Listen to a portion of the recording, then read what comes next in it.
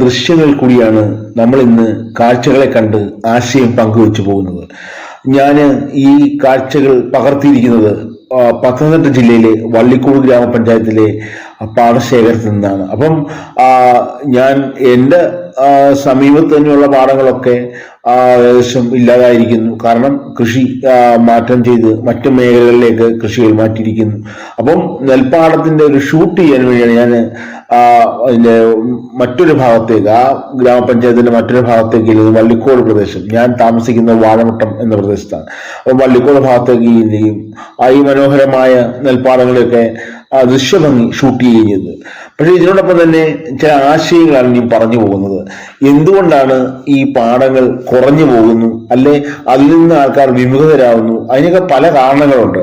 അതിൽ ഏറ്റവും വലിയ കാരണം, യുവജനങ്ങൾ ഇതിൽ ഇറങ്ങി പ്രവർത്തിച്ചാൽ അവർക്ക് അതിനൊരു ഐഡന്റിറ്റി കിട്ടുന്നില്ല